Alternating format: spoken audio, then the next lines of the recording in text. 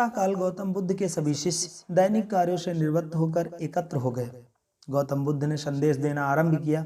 वे बोले, आज मैं ऐसे व्यक्ति की कथा सुनाता हूँ जिसके पास सब कुछ होते हुए भी वह दुखी था। गौतम बुद्ध ने कहना आरंभ किया, किसी नगर में एक सेठ रहता था। उसके पास लाखों की संपत्ति थी, बहुत बड़ी हवेली थी, नौकर चाकर थे, फिर भी वह सेठ मन को शांति नहीं मिलती थी। एक दिन किसी ने उसे बताया कि यहाँ के पास के नगर में एक साधु रहता है। वह लोगों को ऐसी सिद्धि प्राप्त करा देता है कि उससे मनचाही वस्तु मिल जाती है।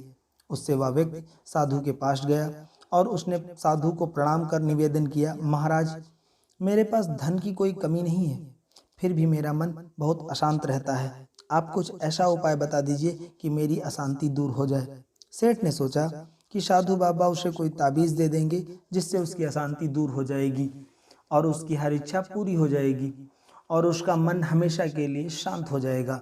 लेकिन साधु ने ऐसा कुछ भी नहीं किया, बल्कि अगले दिन उन्होंने सेठ को धूप में बिठाए रखा और स्वयं अपनी कुटिया के अंदर छाया में जाकर बैठ गए। गर्मी के दिन थे, सेठ का बुरा हाल हो गया।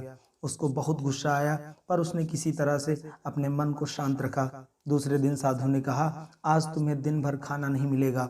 भूख के मारे दिन भर सेठ के पेट में चूहे कूदते रहे, अन्न का एक दाना भी उसके मुंह में नहीं गया।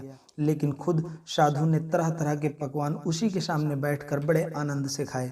सेठ उस रात बहुत परेशान रहा। वह एक क्षण को भी नहीं सो पाया। उसे नींद ही नहीं आ रही थी। वह रात भर सोचता रहा कि साधु तो बड़ा स्वार्थी निकला। तीसरे दिन सवेरा होते ही उसने अपना बिस्तर बांधा और चलने को तैयार हो गया।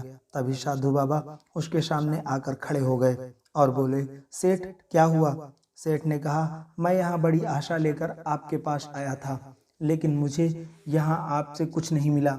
उल्टे मुझे ऐसी ऐसी मुसीबतों का सामना करना पड़ा जो मैंने अपने जीवन में कभी नहीं उठाई थी।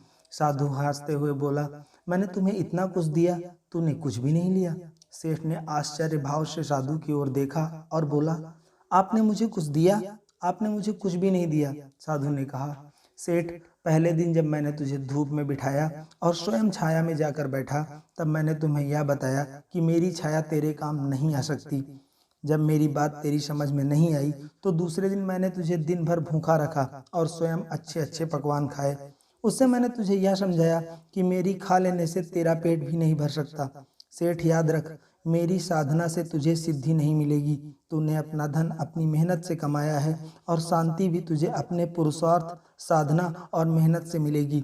सेठ की आंखें खुल गई। अब उसे अपनी मंजिल पहुंचने तक का रास्ता मिल गया था। साधु के प्रति आभार व्यक्त करते हुए सेठ अपने घर लौट गया।